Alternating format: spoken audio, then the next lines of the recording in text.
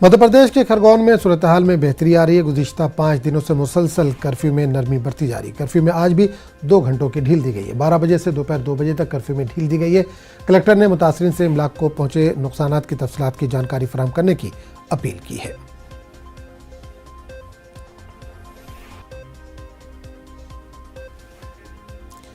उधर हरिद्वार में हुए धर्म संसद में मुतनाज़ बयान को लेकर यति नरसिम्हानंद पर पुलिस कार्रवाई का कोई असर होता दिखाई नहीं दे रहा है। नरसिम्हानंद के जहर आलूद तकरीरें बिला रोक टोक जारी है। इस बार नरसिम्हानंद ने हिमाचल के ऊना में हुई धर्म संसद में मुसलमानों के खिलाफ जहर उगला है। नरसिम्हानंद हरिद्वार नफरत अंगेज तकरीर केस में जमानत पर रिहा है। प्रोग्राम में नरसिम्हानंद ने हिंदुओं से हथियार उठाने की अपील की है और मुसलमानों के टारगेट किलिंग पर जोर दिया है। नरसिम्हानंद के अलावा अखिल भारतीय संत परिषद के हिमाचल प्रदेश के इंचार्ज यति सत्य देवानंद सरस्वती ने हिंदुओं से हिंदुस्तान को इस्लामी मुल्क बनने से रोकने के लिए ज़्यादा बच्चे पैदा करने की अपील की। सिर्फ हिमाचल में ही नहीं, यूपी के कानपुर रामोत्सव में साधु रितंबरा का बयान भी सामने आया है, जिसमें हिंदुओं से कम 4 बच्चे पैदा करने और 2 बच्चे कौम के लिए वक्फ करने की अपील की गई है।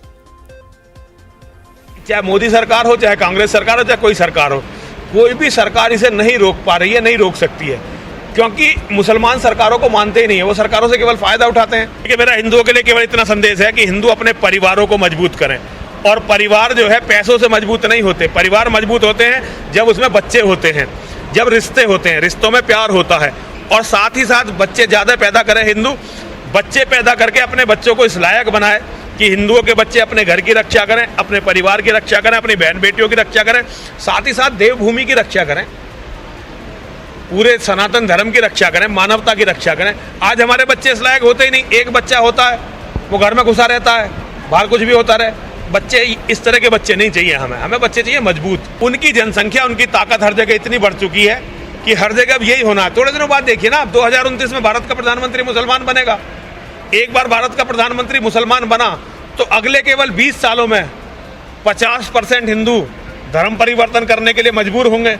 40% हिंदुओं का कत्ल हो जाएगा, और जो बचेंगे वो विदेशों में रहेंगे या रिफ्यूजी कैंपों में रहेंगे। यहाँ तो कोई रहेगा ही नहीं। इस्लाम का राज आने पर यहाँ भी हिंदुओं के साथ वही होगा जो पाकिस्तान में हिंदुओं के साथ हुआ, अफगानिस्तान में हुआ, बांग्लादेश में हुआ, कश्मीर में हुआ, सब जगह यही होना है।